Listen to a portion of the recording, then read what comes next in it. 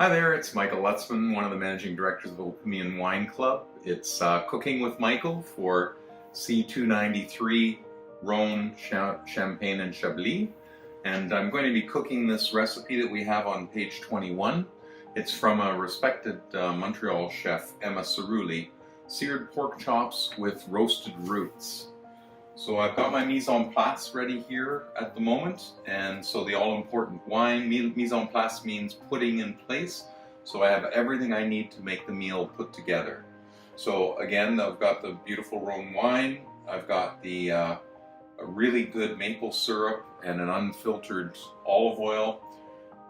Emma called for 2-inch thick pork chops, so I bought a pork loin that I'm going to cut into 2-inch chops.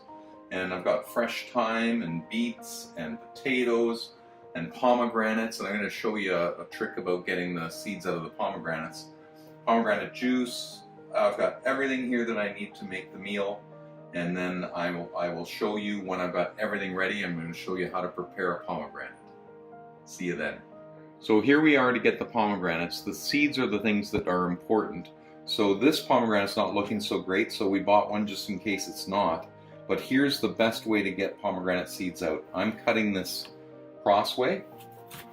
You'll get a bit of juice out of it, and it's looking like these seeds are in just fine shape, so there's going to be no problem at all. So I've got a bowl here that's got some cold water in it, and I've got a wooden spoon. The important thing about the wooden spoon is that it's heavy and it's thick, and I'm holding this upside down, and all I'm doing is hitting this all the way around the outside. And you'll see that the pomegranate seeds are falling into the water. You still get some of that white pith in the water, but that's why we do water, is because it's going to float to the top. So all I have to do is do this all the way around, and I'm almost done half. And there it is, and I'll do the other half, and I'll be done. Okay, things are getting done. I've got things processed here, and importantly, I've got the wine open. I've done my herbs, and I've dressed the pork ready to go. I've cut those into really thick chops, and they're so easy to work with that way. You know, you've got so much control over the internal temperature when they're this thick, so I love working with those kind of chops. And we've got the root vegetables ready to go in the oven, and they've been dressed with olive oil and herbs and salt and pepper, so they're ready to go, and they're going to go into a 375 oven. So I've seared off the pork chops, gotten them nice and brown on both sides and on the edges, so they're going to be going into the oven in this. Once this heats up and deglazes the pan, that's the chicken stock and the pomegranate juice with the garlic and thyme in it. So, I'm starting to salivate. We've reduced the liquids by half, and I've put the pork chops back in here. And if you remember, I've seared them already, so that's cooked them partially, and now I'm going to finish them in the oven at a 375 oven. And we've also got the roasted root vegetables still going too, and they'll be ready at about the same time. See you in 10 minutes for plating. Okay, so here we are. We're ready to start taking things out. We've got the roasted vegetables. Aren't they gorgeous? They're so easy, right? You just have to coat them and put them in and leave them. And then here are the pork chops. And what I'm going to do is turn off my oven. So pork chops don't need to rest as long as steaks, but they should rest a little while before you cut them. It lets the juices come back into the center of the meat. So there's my pork chops out of the sauce. I'm going to add about a tablespoon of butter to the sauce and let that melt and go back in, and we'll see you when we're ready for plating. We're ready to plate, and Emma has suggested you can do these whole, or you can put them on the plate sliced, and I like the sliced. These have been resting for 3 or 4 minutes, so you can see there's none of the gorgeous juices are flowing out of it, and that's going to go on a plate.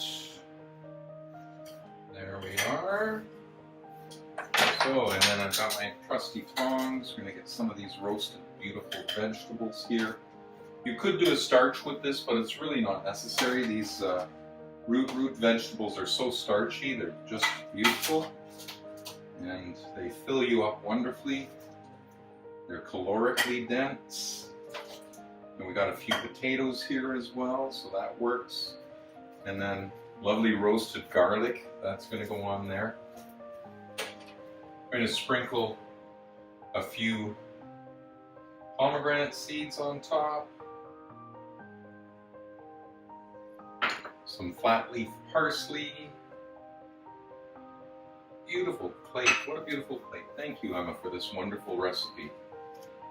And last but not least, some of the jus, which we'll do quite liberally over both the meat and the veg. There.